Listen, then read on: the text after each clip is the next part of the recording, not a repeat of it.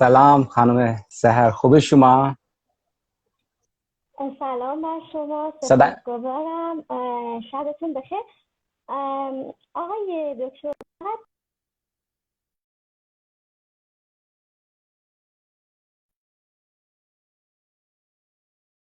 من میآید؟ صدای شما نمیشنوم، من صدای شما نمیآید.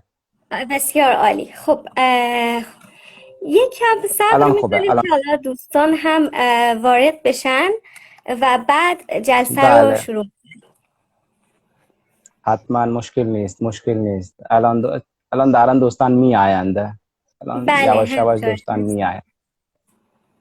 شما خوب هستید؟ سلامت باشید، متشکر. شبتون بخیر باشه. ممنونم که دعوت ممنون، ما رو متشکرم. پذیرفتید. خواهش میکنم. خیلی خوشحال شدم. من شعر شما را هم من دیدم، خیلی خوشحال شدم. شما شعر خیلی قشنگ می نویسید و خیلی قشنگ شعر شما سلامت باشید. خیلی قشنگ است، خیلی سپاسگزارم. زیبا هم است. خیلی زیبا است. انشالله که الان میخوانید، من میشنوم و خیلی خوشحال میشم. بسیار عالی. خب حالا برای جان، اینکه در واقع آن تایم هم باشیم، با یاد و نام خدا جلسه رو شروع میکنیم. بسم الله انشالله الرحمن الرحیم. شما به فارسی بسم الله الرحمن الرحیم بکنید، من به سانسکریت بسم الله الرحمن الرحیم بکنم. بله چشم. خب به نام خیلی عالی میشه. پروردگار بخشنده مهربان. بله. بفرمایید شما. تمام شد. تمام شد این آغاز شما. این به نام خداوند تمام شد. این تمام شد. بله. من شلوک میکنم. یک شعر هست. من شعر سانسکریت هست، اون اینجوری هست که ایشورم سمپرارتھیامہ پرشریم یاتینو نشپرشریستسیاشریم. این ترجمه مال مولانا هست. از خدا جوییم توفیق ادب، بی ادب محروم ماند از لطف رب. این همونه به سانسکریت من خوندم. ایشورم بسیار عالی. سمپرارتھیامہ پرشریم یاتینو نشپرشریستسیاشریم. چه این وضع به جالبی نام هم خدا داشت. ما خیلی هر دو. خرسندم که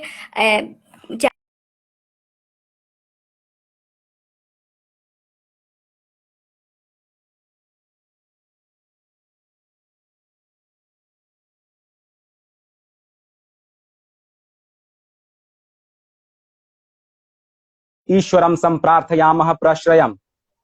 از خدا جوییم توفیق ادب، ایشورم سمپرارتھیامہ پرشریم یاتینو نشپرشریستسیاشریم. همونه وزن شعر مولانا و این ترجمه شعر مولانا هست. پس این هر دو خیلی شبیه. فکر میکنم برای دوستان هم جالب باشه اگر که لطف بفرمایید و چون که در واقع با آگاهی بر این که کتاب‌هایی رو شما در ترجمه کردید از فارسی به سانسکریت، از جمله مثنوی معنوی، خیلی خوشحال میشم اگر که در پایان جلسه شعری رو در واقع یکی از شعرهایی از دست مثنوی که به فارسی یا حالا به سانسکریت و اردو ترجمه کردید برامون بخونید. حتما. من یک شعر چند تا هست، ولی یک الان اگر من میخونم برای شما. این شعر مولانا هست، اشعار مولانا هست. اون را من به هندی و به سانسکریت ترجمه کردم در همان وزن که شما مولانا نوشت، در همان وزن من به سانسکریت آوردم و در همان وزن اصلی که مولانا هست، وزن فارسی هست، به سانسکریت هم آوردم. چند تا بیت برای شما میخوانم در آخر که ما هر دو شعر خودم را میخونیم، بعد از آن خودمون را میخونیم، بعد از آن آخر من دوست دارم که بخونم، به دوستان هم بگم، به دوستان هم میفهمند که یکم دوستان هم گوش میکنند که اینجوری هم الان دارن کار را انجام میشن که شعر فارسی به سانسکریت ترجمه میشه، به فارسی به سانسکریت به هندی به اردو دارن در هند ترجمه میکنند و در هم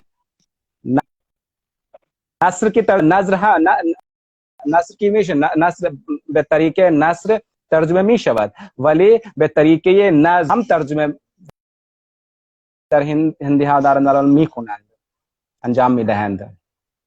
آقای دوستان کمباین همش یک مقداری صدای شما برای من قطع میشه. حالا امیدوارم که همین صدای شما هم برای من قطع میشه. شما که صدای شما هم برای من قطع میشه. نمیدونم چرا هست. این مسائل کاملا طبیعیه. اینترنت یک کمی البته ضعیف هست. خب بسیار عالی، متشکرم. دوستان هم خوش آمد میگم به دوستانی که حالا تشریف آوردن و خوشحال میشم اگر که آقای چاندرگوپت یک شعری از اشعار خودتون رو برای ما بخونید و دوستان هم قطعا منتظر هستند. چشم، حتما من برای همین آمده ایم اینجا که شعر خودمون را بخوانیم. ما برای همین آمده ایم. پس حتما من شعر خودم را این شعر یک شعر عرفانه هست و این اسم این شعر هست دیوانه و مستانه. دیوانه من گذاشتم، اسم این شعر گذاشتم دیوانه و مستانه. من برای دوستان این را میخونم که یکم اونها هم گوش بکنند که هندی ها چجوری به زبان فارسی شعر می نویسند. اونها که زبان سانسکریت هست، زبان هندی هست، اونها چجوری به زبان فارسی شعر می نویسند. دوستان هم یکم ببینند و میفهمند. ببینید میخونم من خورم مستانه گردم مثل من مستانه نیست. من خورم مستانه گردم مثل من مستانه نیست. از شراب عشق رقصم مثل من دیوانه نیست. گرد شمعی چرخ خوردم ترسی از آتش نبود. چون فنا خواهم در آتش مثل من پروانه نیست. در خرابات مغان من مست روی لیلیم. کس به جز من با تو ای جانم در این میخانه نیست. شهر ما با هوش مندان چون جهنم می شود.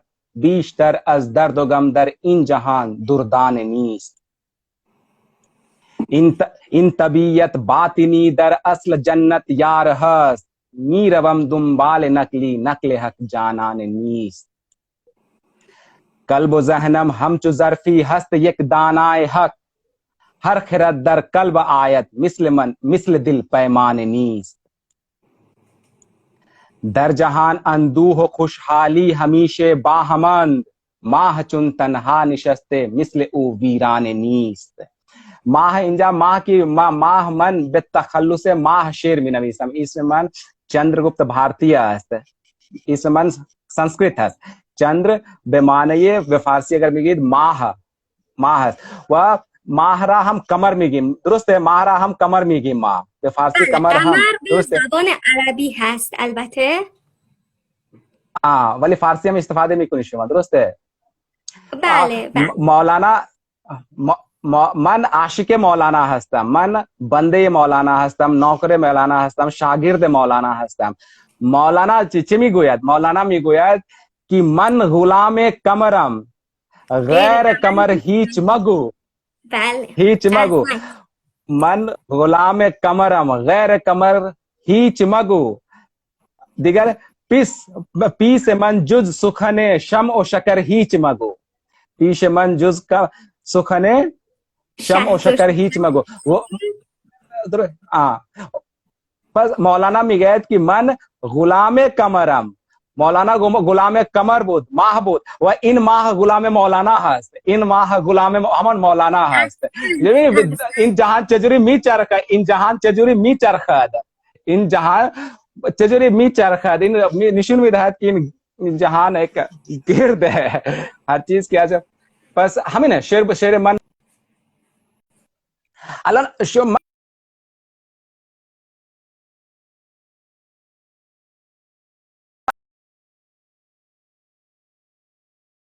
چند تا بیت هست که خیلی روشن هست. دو سه تا بیت هست که میخوام که به شما به دوستان جان چاندرگوپت صدای من رو میشنوید؟ جان بله. یک تقاضایی دارم اگر که براتون سخت نیست یک بار دیگه شعر رو بخونید که حالا چون ما از در واقع تصویری اون شعر متن شعر در برابر چشم دوستان نیست، یک بار دیگه شعر شما رو بشنویم با یک دقت بیشتری. ممنونم. چشم.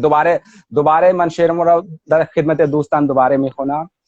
این هست اسم شعر که میدونه دیوانه و مستانه هست. گوش میخونم. मैं खुरम मस्तान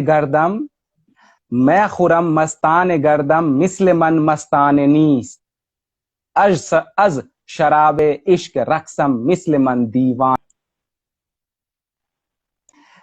گرد شمعی چرخ خوردم ترسی از آتش نبود چون فناخواه مثل من پروانه نیست در خرابات مغامن مست روی لیلیم کس به جز من با تو ای جانم در این میخانه نیست. دوباره میکنم این شعر را که در خرابات مغامن مست روی لیلیم کس به جز من با تو ای جانم در این میخانه نیست. شهر ما با هوشمندان چون جهنم می شود بیشتر از درد و غم در این جهان دردانه نیست. این طبیعت باطنی در اصل جنت یار هست می روم دنبال نقلی نقل حق جانان نیست. قلب و ذهنم همچو ظرفی هست یک دانای حق هر خرد در قلب آید مثل دل پیمان نیست. در جهان اندوه و خوشحالی همیشه باهمند ماه چون تنها نشسته مثل او ویران نیست. ماه چون تنها نشسته مثل او ویران نیست. شنیدید؟ خوب بود. الان من توضیح یکم به دوستان دست شما در نکنه. خیلی برام جالب بود که واقعا وزن فارسی رو به این خوبی مسلط هستید و برام سواله که واقعا چون وزن یکی از چالش برانگیزترین قسمت وزن شعر کلاسیک یکی از چالش برانگیزترین قسمت های شعر و اینکه شما اینقدر وزن شعر فارسی رو توی شعرتون جالب رعایت کردید خیلی برام جالب بود و می‌خواستم بدونم وزن شعر رو چطور شما یاد گرفتید؟ ببینید برای ما وزن خیلی مشکل نیست. ما در سانسکریت حدوداً هزار وزن داریم. بیشتر حدوداً 1000 وزن داریم، بیت داریم. حدوداً بیشتر از 500 بیشتر از 500 و قبل حدوداً 1000 تا وزن داریم به نام. ما در سانسکریت وزن میکنیم، شعر به سانسکریت شلوک میکنیم، شلوک را شعر میگیم. اون هم وزن داره و خیلی اون وزن و وزن سانسکریت، وزن فارسی، وزن سانسکریت و وزن فارسی هم خیلی شبیه است، خیلی شبیه است. پس چون که من وزن را به سانسکریت چند میگیم ما، وزن را به سانسکریت چند میگیم ما. این چند چون که من چند خونده ام در زبان سانسکریت، چند خونده ام، برای من پس وزن فارسی را یاد گرفتن خیلی سخت نبود چون که اگر من طریقه میدونم من. پس این که خیلی وزن کی راحت است، اونقدر راحت نیست، ولی چون که من در سانسکریت وزن چند را خونده ام برای من یکم آسان بود فهمیدن. جان سپاسگزارم از توضیحاتتون. ببخشید فکر کنم داشتید صحبت می‌کردید و من یک لحظه فکر کردم تمام شده. نه اون که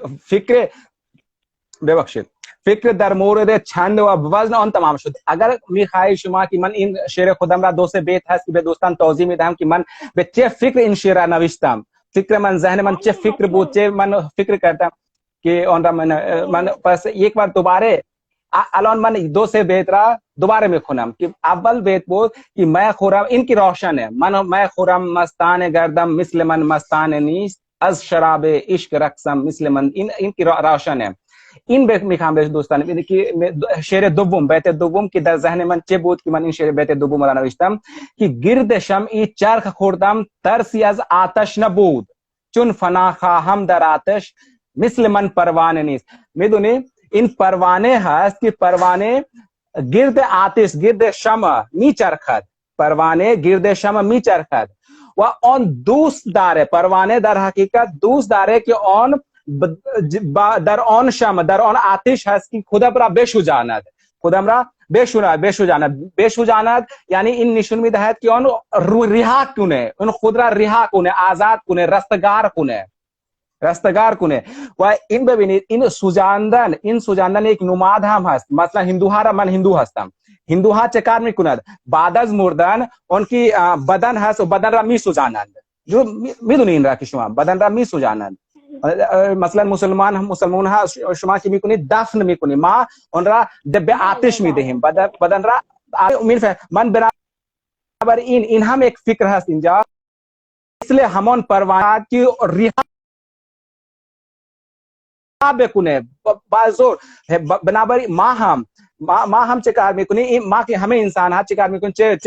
چه دفن میشه چه میسوزاند، اون فرق نمیکنه. ولی ما چه این جان چه کار میکنه؟ جان میخواهد که از این بدن رها بشه. جان کی در این بدن میخواهد که جان در حقیقت چه غلام در این بدن قید هست. جان در این بدن قید هست. جان میخواهد که از این بدن رها بشه، آزاد بشه، رستگار بشه. همانطور که پروانه میخواهد که رها بشه و برای رها شده خود را رها کردن در آن شمع در آن آتش خدا فنا میکند. برای رفتن به حق، برای رفتن به خدا پروانه خود را به آتش می اندازد و برای رفتن به حقیقت، رفتن به خدا، رفتن به حق، ما انسان ها یعنی جان انسان ها که اصل است، حقیقت هست، آن از این بدن میخواد رها بشه و به خدا میرسد. و همونطوری که ما هم هندوها را میسوزانند، این هم یک فکر من بود. دیگر یک این خواهش جان دیگر یک شعر هم هست، این شهر ما با هوشمندان چون جهنم می شود. بیشتر میشنوی؟ صدای من می آید؟ بله صداتون عالیه. ببینید شهر ما با هوشمندان چون جهنم می شود، بیشتر از درد و غم در این جهان دردان. این شهر ما، این جهان ما با مردم ساده، با مردم عام جهنم نشده است. این مردم خیرتمندان، ما که خیرتمندان هستیم، ما که قانون داریم، کتاب خوندیم، این کردیم اون کردیم، نمیدونم چه کار ما خیرتمندان میدونیم، ما این خیرتمندان این جهان را در حقیقت جهنم کردیم. وگرنه این جهان که ساده است، خیلی جنت هست، بهشت است. این جهان مردم ساده هست، مردم عام هستند، اونها برای جهان چیزی هیچ بد نکردند. اونها که مردم خیرتمندان قانون دادند، این دادند، نمیدونم چه میدهد که اینجوری رفتار کن، اینجوری رفتار کن، اینجوری صحبت کن، اینجوری صحبت کن. مردم خیرتمندان این جهان را جهنم کرده اند. وگرنه این جهان بهشت است، برای عالی است، برای این جنت هست، جنت. این فکر من این بود.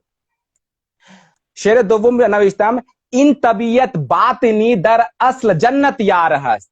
همون گفتن این طبیعت باطنی کی قلبی، باطنی یعنی طبیعت باطنی کی طبیعت کی ما داخل داریم، درون ما هست.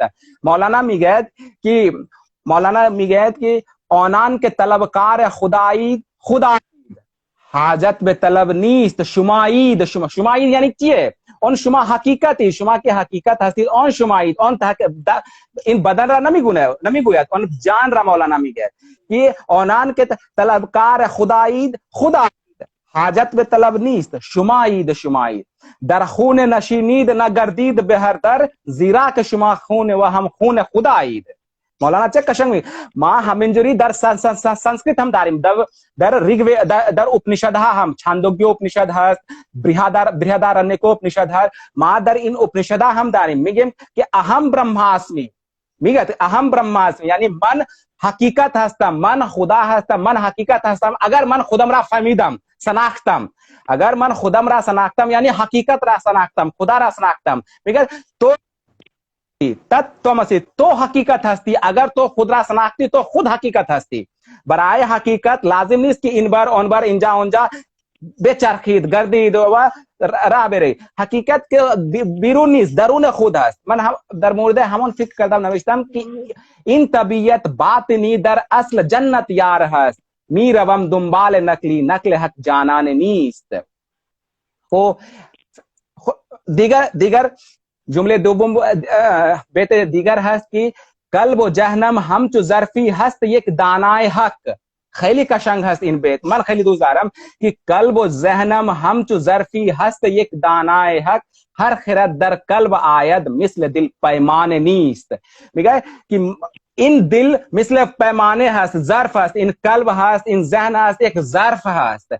मसलन शुमा मिखाइद आप बेखुरी आबरा चजुरी मिखुरी आबरा दर जर्फ लिबान बियारी व बादल ऑन लिबान बा लिबान मिखुरी हमन तुर बराए खिरत इन बराए खिरत कुजा में आयत पूरा खिरत दर कल्ब में आयत दर जहन में आयत दर दिल में आयत इन इन इन जा हस्त इन जाए खिरत हस्त खिरत इंजा में आयत व अज इंजा रोशन मिशे अज दिल खिरत रोशन मिशे अज कल्ब खिरत रोशन मिशे। बस कल्ब या दिल एक जर्फ मानंदे एक जर्फ हस्त कि इंजा खिरत मी आयत मी मुना फहमे दे इन खली इन है। और दीगर के शेर आखिर हस्त इनको रोशन दर जहान अंदू हो खुशहाली हमीशे बाहमन माह चुन तनहा निशस्ते मिसल ऊ वीरान निस इनकी रोशन हस्त रुस्तानी फहमन। मन अगर शुमा एक चीजी दारिश मिखाइद की बेपुरसिद मंदर खिदमत शुमा हस्तम अगर न मन मिखा मन از شما جان سلامت باشید. خیلی عالی بود توضیحاتتون، واقعا سپاسگزارم. در اثنای در میان کلام شما من اتفاقا از صحبت ها برای تایید صحبت های شما چند تا در واقع حدیث قدسی به ذهنم رسید و چند حتی روایت ها و مطالبی که حتی توی عرفان ما هم وجود داره. مثلا این که فرمودید انسانی که حقیقت خودش رو میشناسه خدا رو میشناسه. ما یک حدیث قدسی داریم خیلی معروفه، من عرف نفسه فقط عرف ربه من عرف نفسه فقط عرف ربه. بله این در واقع یک حدیثی هست که سخن شما رو کاملا در واقع سخن شما تایید اون حدیث هست. توی شعر شما یکی از ابیاتتون حالا چیزی که به ذهنم هست دل رو به ضعف تشبیه کرده بودید و این خیلی بر من جالب بود که حضرت مولا امیرالمؤمنین علیه السلام توی یکی از سخنانشون فکر میکنم به مالک اشتر هست میفرمایند که فکر میکنم نه ببخشید کمیل هست، در نامه به کمیل هست میفرمایند که دلها همانند ظرفها هستند و دل رو به ظرف تشبیه میکنن و این خیلی برام جالب بود که شما توی شعرتون این مسئله رو آورده بودید که دل پیمانه هست. چه خوب، خیلی ممنون از توضیحات شما، خیلی ممنون، خیلی خوشحال شدم. الان من از شما درخواست میکنم میخوام از شعر شما خیلی عالی بود واقعا.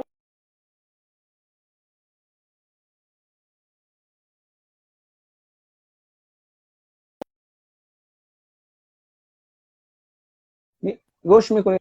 صدای من میآید؟ بله یک چند ثانیه قطع شد تصویرتون و خیلی تبریک میگم که اینقدر علاقه‌مندید و اینقدر زیبا شعر فارسی میسرایید. خب خیلی ممنون. من به شما من الان از شما درخواست میکنم که شما شعر خود را که شعر زیبای شما خیلی شعر زیبای شما هست، من درخواست میکنم که شما هم بخونید که ما هم از شعر شما لذت ببریم و شنیدن شعر شما لذت ببریم. مایه افتخار سلامت باشید. شرقی ترین فانوس دریا را گرداب از قایق جدا میکرد.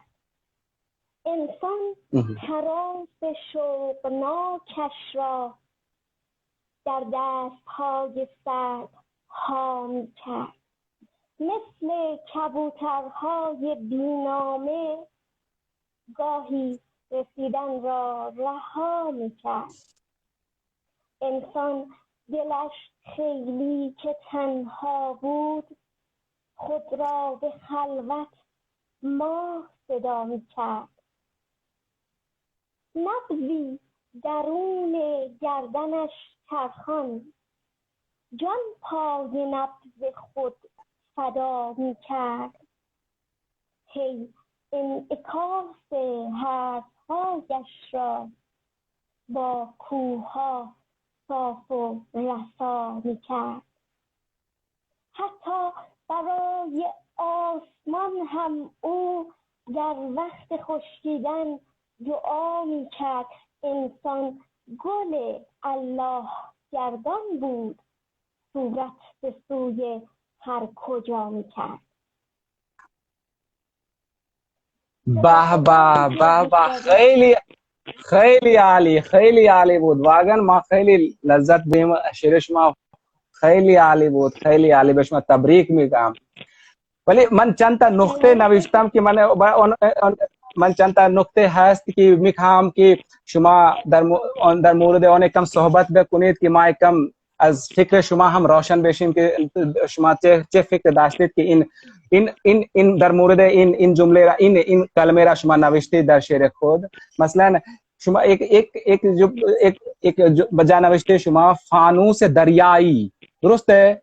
فانوس دریایی. اگر شما در مورد آن کم صحبت بکنید که این فانوس دریایی چه معنی بود؟ در ذهن شما چه بود که این فانوس دریایی را آوردید؟ دوم بود نبض گردن. نبض گردن من یادداشت کنم. من اینجا که نوشتم این دوم بود نبض گردن. این نبض گردن هم اگر شما در مورد نبض گردن یکم خلاصه بکنید که ما خیلی خوشحال میشیم. دوم این در مورد کوه صحبت کردید. در شعر شما یک کوه، نواد کوه آمده بود، درسته؟ در مورد اون کوه هم به ما یکم روشن بکنید که چون ما هم داریم اون کوه مقدس، ما هم داریم. میگم که اگر شما یکم صحبت بکنید در مورد کوه که اون با ما هست یا فرهنگ ما اون شبیه هست یا نیست، به شما نشون میدم.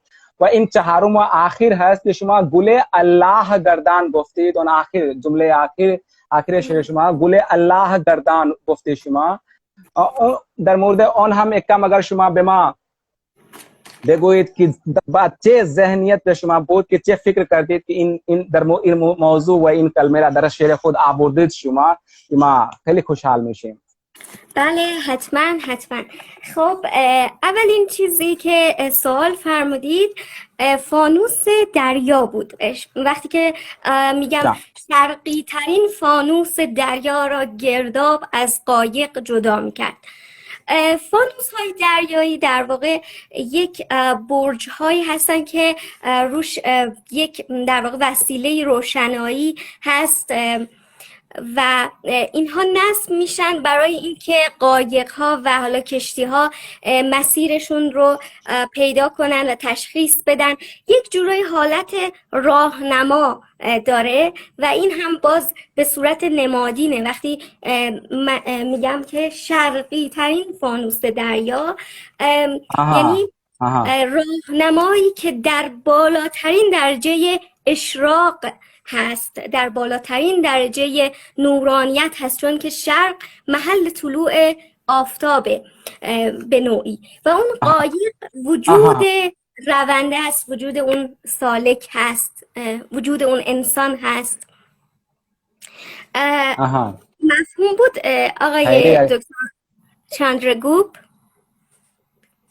آفرین، اسم من را خیلی قشنگ تلفظ کردید شما. بسیار عالی، بسیار عالی.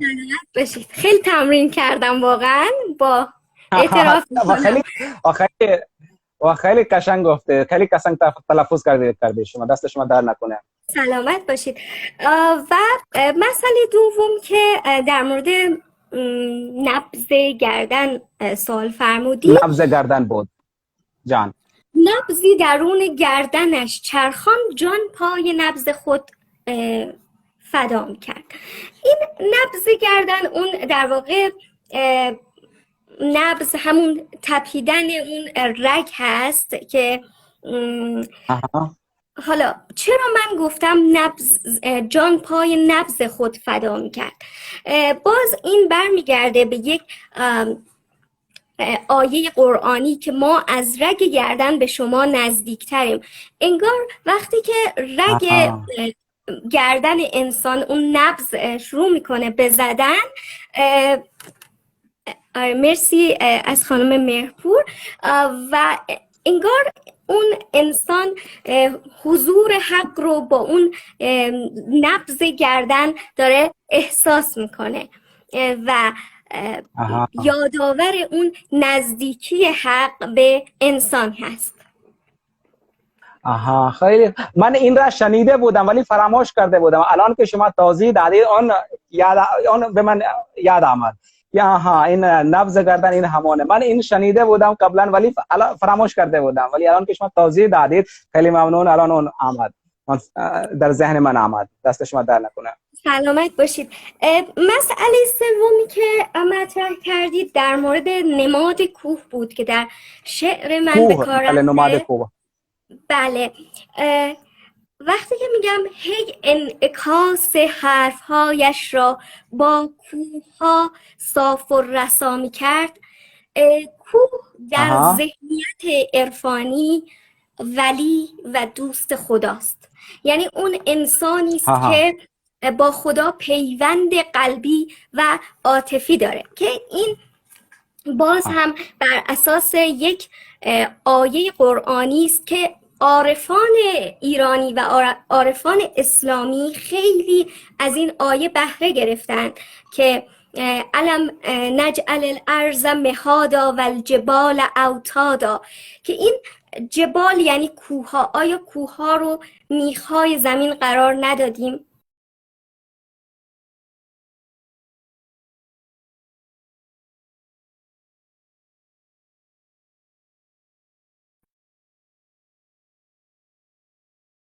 این نت فکر میکنم که کم ضعیفه.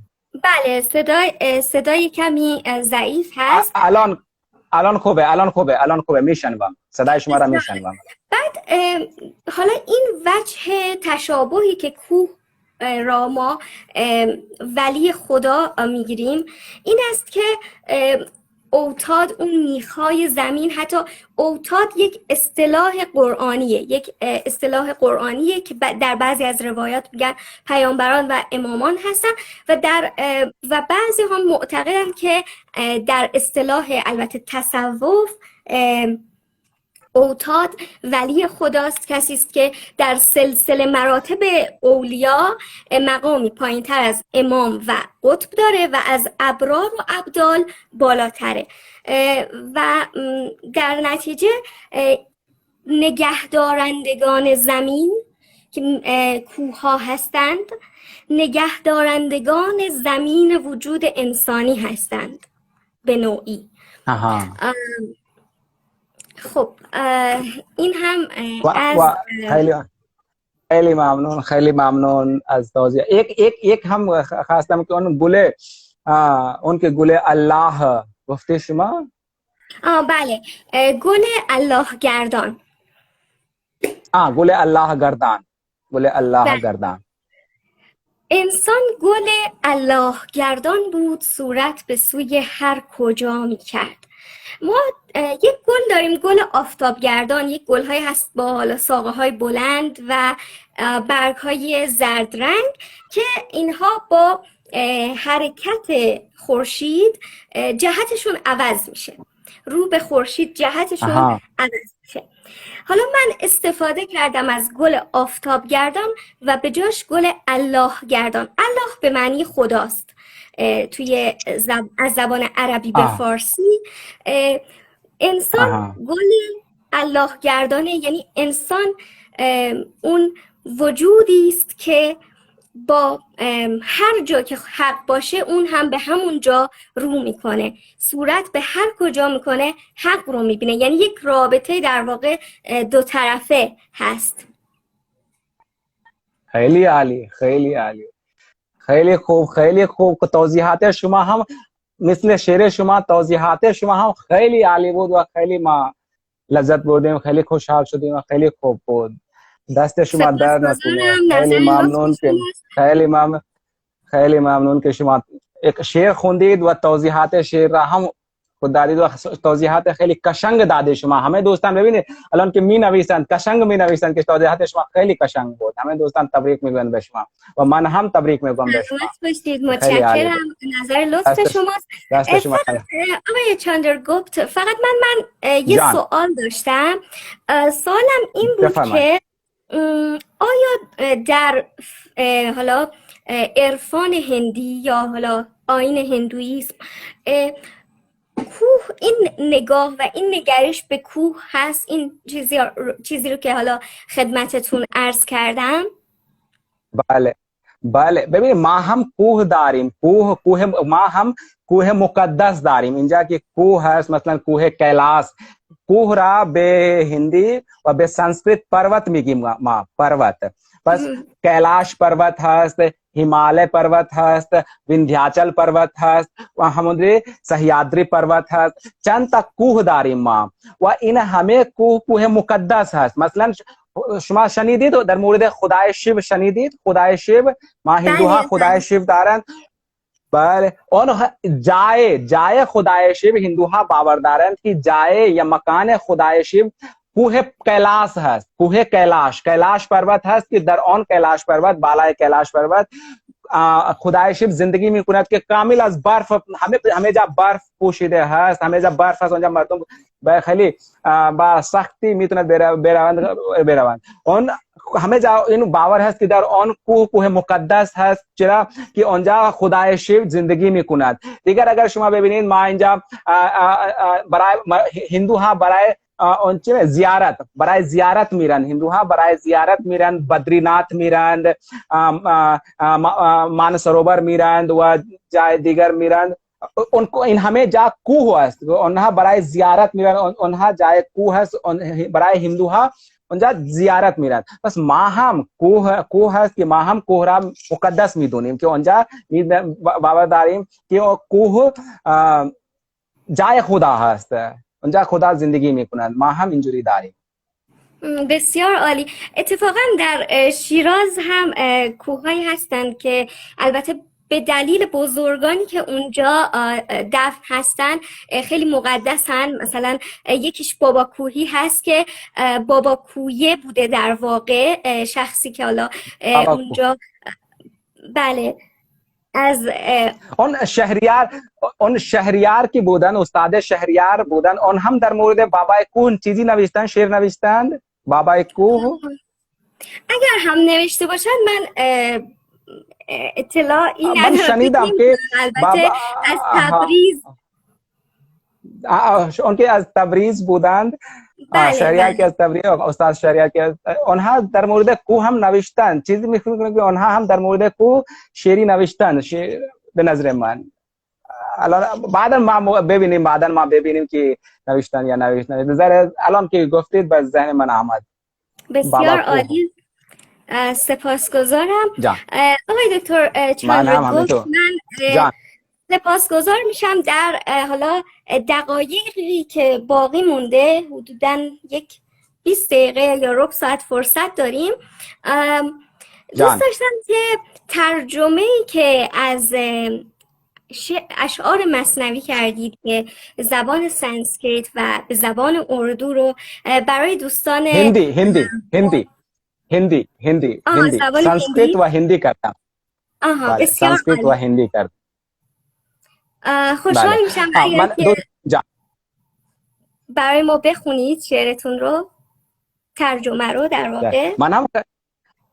من هم خیلی خوشحال میشم که اگر این ترجمه را برای شما برای دوستان ایران میخونم که اونها هم میفهمند که هندی ها اینجوری هم کار دارن انجام میدهند که شعر فارسی را ترجمه میکنند، به همان وزن ترجمه میکنند و نثر هم ترجمه میکنند و نظم هم اونها هم کم نشون میدن. این شعر من همه کی نمیخونم ولی 3-4 تا بیت میخونم و اون اول فارسی و سانسکریت را فارسی میخونم و سانسکریت میخونم، بعد هندی هم، چون که وقت داریم ما، درسته وقت داریم ما، وقت که داریم ما میتونیم بخونیم. بله 20 دقیقه حدوداً فرصت داریم. کافی است که 20 دقیقه خیلی کافی است. در 20 دقیقه ما خیلی چیزها را میتونیم در مورد خیلی چیزها ما میتونیم صحبت کنیم. پس این شعر هست، شعر مولانا هست.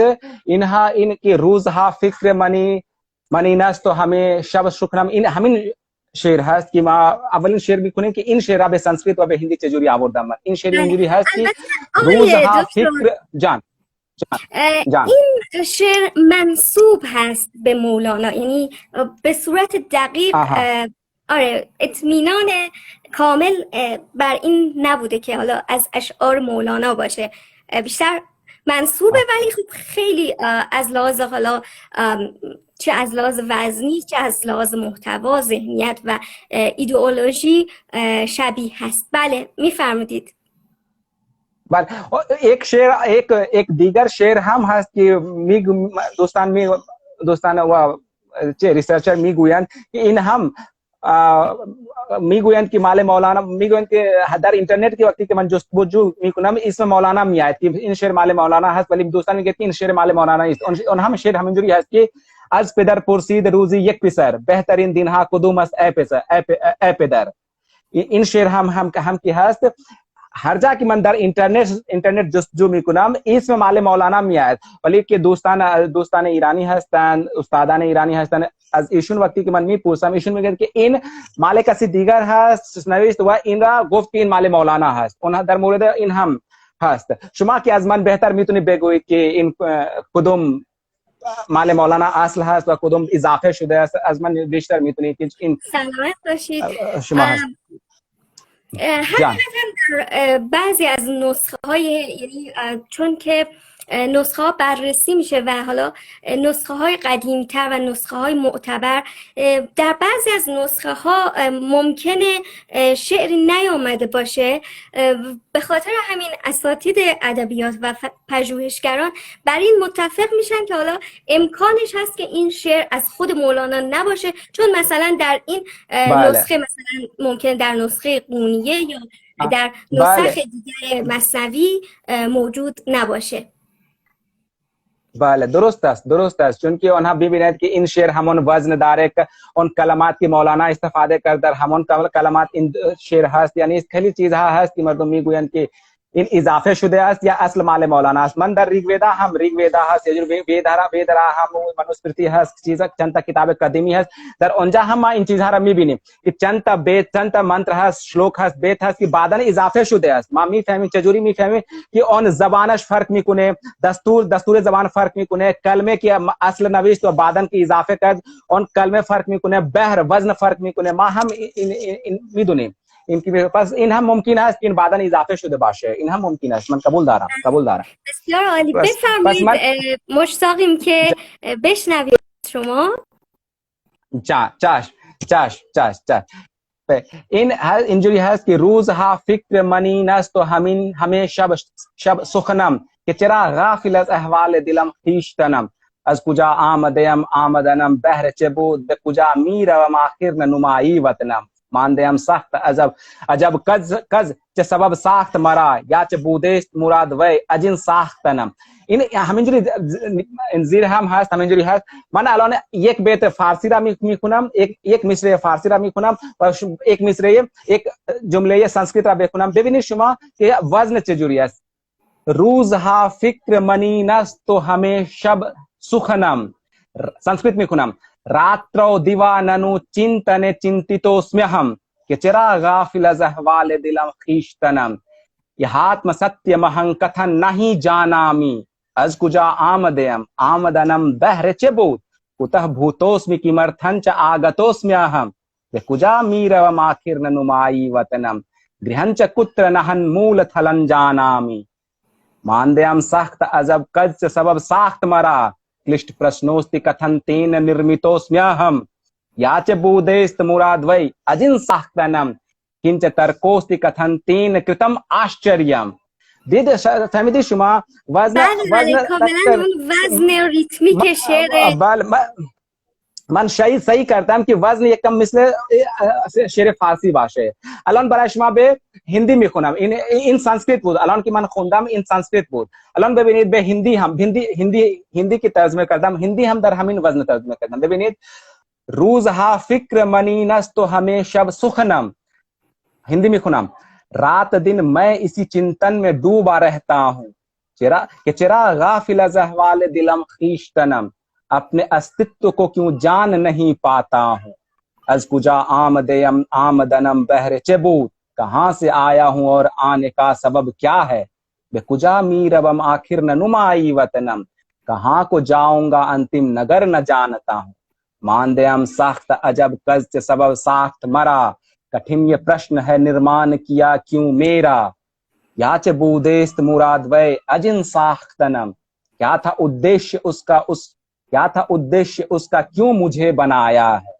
فهمیدید دیگر هم هست جو अंतिम ठिकाना मैं उसे बताता हूँ सत्य है जो خیلی جالب بود. خیلی لذت بردم و واقعا فکر نمی‌کردم اینقدر جالب بشه هم از لحاظ محتوایی و هم از لحاظ وزنی شعر مولانا رو ترجمه کرد. خیلی عالی بود. به خصوص در زبان هندی اون ریتمیک بودنش و اون وزن و اون هارمونی رو ما توی زبان هندی انگار برای من که بیشتر احساس میشد. چون که شما فیلم های هندی را فکر میکنم که میبینی فیلم های هندی را میبینی بنابر این هندی را یکم فهمید و این संस्कृत را که اولین بار شنیدید شما بنابراین یکم جدید بود ولی فیلم های هندی را که میبینی شما بنابراین काबिल फहमीदन بود एकदम برای شما قابل فهمیدن. एक चीज دیگر برای شما میگم این در همین مال مولانا شعر مولانا دو سه تا بیت هست که اصل از اپنیشد آمده. در اصل اپنیشد همین هست. اپنیشد به نام کینوپنیشد. ما اپنیشد داریم خیلی اپنیشد ها شنیدید در مورد اپنیشد ها؟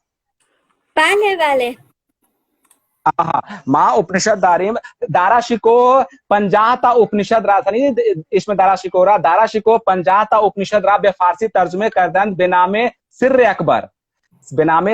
अकबर दारा शिको 50 उपनिषद के असल संस्कृत है और दारा में असल जबान असलिय उपनिषद संस्कृत है और वह उनका की शेर है और शेर रामिगी मंत्र दर उपनिषद हा की शेर है और शेर रामिगी माँ मंत्र در उपनिषद ها की मंत्र है और हमें मंत्र बे जमाने آقای دکتر मंत्र यानी ऑन एक फिक्र की az जहन में आयत ऑन फिक्र के az जहन में आयत और हमें की मंत्र मन यानी कल्ब मन रमेश मन यानी कल्ब मंत्रा की az जहन फिक्री के az जहन में आयत और हमें की मंत्र एक कलमे फलसफे هست که اون را بیشتر توضیح میخواد. الان به کوتاه به شما گفتم ولی این منتر بیشتر توضیح میخواد که منتر به معنی چیه. ما کلمه فلسفه است. من خواستم به شما میگم که دو سه تا بیت مولانا نوشتن که در همین شعرها که الان من بالا خوندم از کجا آمدنم بهره چه بود زیر همین دو سه بیت هست که همین اصل در ما میبینیم در केनोपनिषद میبینیم که دقیقاً همینه ببینید شما ماست میکنم کیست آن گوش که او میشنود آوازم یا کدام است سخن میکند اندر دهنم کیست در دید که از دید برون می نگرد یا چه جانست نگویی که منش پی رهنم یا که جانست نگویی که منش پی رهنم. این دو تا بیت اگر ببینید این همین معنی उपनिषद है. उपनिषद बेनामे केनोपनिषद बाब अव्वल बख्श अव्वल व मंत्र एक अव्वल हमिनस कि केने शितम पतित प्रेषितम मनः केन प्राणः प्रथमः प्रयत युक्तः केने शिताम वाचम इमाम वदन्ति चक्षु श्रोत्र का उदेवो युनक्ति. इन मंत्र बोध मंत्रे केनोपनिषद बोध दोबारा बराय स्वामी खानम की केने शितम पतित प्रेषितम मनः केन प्राणः प्रथमः प्रयत युक्तः केनेशितम वाच मिमाम वदंती चक्षुश्रोत्र का उदेवो युनक्ति. इन दो मंत्र खुंदम मन इन दो मंत्र की मंत्र शेर बे संस्कृत बेजवाने संस्कृत खुदम की असल माने हम इन दोता बेते मौलाना बोध कि कीस्ट ऑन गोश के ओ मी शनवद आवाज हम इन हकीकत हम इन तर्जुमे बोध हेली शबी बोध बिनाबरिन मौलाना ना मन के मी फहम की उपनिषद हारा मन मी फहम उपनिषद हा फलसफे हिंद्रा मन मी फहम बिनाबरिन मौलाना फहमीदे میشه دوست دارم بنابراین مولانا را خیلی دوست دارم. بسیار عالی، سپاسگزارم از توضیحات بسیار خوب شما، خیلی استفاده کردیم. به امید خدا حتما جلساتی خواهیم داشت و در مورد شباهت‌های فرهنگ هندی و عرفان ایرانی و اسلامی هم صحبت خواهیم کرد. آقای دکتر، من هم سال گذشته یک کتابی داشتم میخوندم، جوگا واشیشتا، و البته من ترجمه یوگا واشیشتا خیلی عالی اسم کتاب هست. یوگا واشیشتا فلسفه است، ادویت ویدانتا. یوگا واشیشتا ادویت در مورد ادویت ویدانت است، کتاب ادویت ویدانت است. خیلی عالی خیلی عالی. شباهت‌های بسیاری رو پیدا کردم توی عرفان ما با اون کتاب جوگا واشیشتا که حالا دوست دارم یک جلسه به صورت تطبیقی این دو موضوع رو با هم دیگه حتما خیلی دوست هست. خیلی خوشحال میشم. خیلی خوشحال. سلامت باشید. خیلی خوشحال شدم میشم. همچنین اون که یوگ واشیشتا را شما خوندید، اون ترجمه مال کیست؟ داراشیکو هم یوگ واشیشتا به فارسی ترجمه کرده بود. اون ترجمه مال کیست؟ داراشیکو بود یا کسی دیگر بود؟ نه داراشکوه نبود، معاصرتر بود. حالا در خاطرم نیست دقیقاً، ولی داراشکوه نبود، یک ترجمه معاصری بود. آره. خب سپاسگزارم از شما و خیلی ممنون. من هم اگر که دوستان هم سوالی دارند میتونن توی بخش قسمت سوالهاشون رو بپرسن و در غیر این صورت جلسه شعر شما که خیلی عالی بود خانم سحر. من در واقع خیلی لذت بردم شنیدم شعر شما را. واقعا شعر شما خیلی عالی بود و خیلی باسواد بود، پر از معنی بود، خیلی معنی داشت شعر شما. خیلی عرفانی هم بود، فلسفه هم بود، عرفانی هم بود. خیلی لذت بردم. دست شما در نکنه. شعر خیلی برای آینده هم اگر میشه برای آینده هم ما یک این برنامه را درست بکنیم که شعر یک دیگه شعر خودمون را ما بخوانیم. خیلی عالی میشه.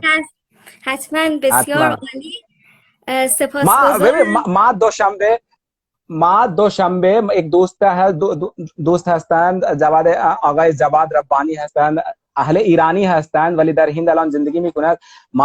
من با ایشون قرار هست که هر هفته یک روز دوشنبه وقت کی هست بعد از 10 یا 11 وقت قرار نیست که هفته یک روز ما شعر اونها استاد هستند، شعر فارسی خیلی خیلی خیلی قشنگ ایشون می نویسند، می خوانند. ایشون که استاد هستند و ما قرار شد که هر دو بیاییم و شعر خودمون را می خوانیم که دوستان ایران هستند، دوستان که در ایران هستند، استادان هستند، اهل زبان فارسی هستند، اونها گوش میکنند و ببینید که هندی ها چجوری شعر می نویسند، بهشون ما نشون میدیم. ما شما را هم دعوت میکنیم که اگر شما هم اگر بیایید دوشنبه شعر خود را جدید خود را در اون جلسه بخوانید با ما که ستابشین سے میخوانیم، خیلی خوشحال میشیم، خیلی عالی میشه. اگر دوست داشته شما من که دعوت میکنم. مایه خوشحالی و خوش اقبالی است. انشاءالله اگر عمری باشه و فرصتی دوباره خدمت میرسیم و حالا چه در جلسات شعرخوانی شما چه موضوعات مختلفی که بسیار هست واقعا در واقع اشتراک فرهنگ ایرانی و فرهنگ هندی هست. سپاسگزارم. من جلسه رو با یک دو بیتی از مولانا، در واقع 2 بیت از مولانا به اتمام میرسونم. خیلی سپاسگزارم از همراهانی که تا این لحظه با ما بودند. آرزوی تندرستی و موفقیت دارم. امروز جان مستان را بجو، غیبم ببین عیبم مگو، زیرا ز مستی های او حرفم پریشان میرسد. شبانگاهتون بخیر، به خدا میسپارمتون. خدا نگهدارتون. خیلی عالی، خیلی عالی. خدا نگهدار، خدا نگهدار. به شما خیلی خوشحال شدم. به همه دوستان خدا نگهدار، خدا حافظ شما. خیلی خوشحال.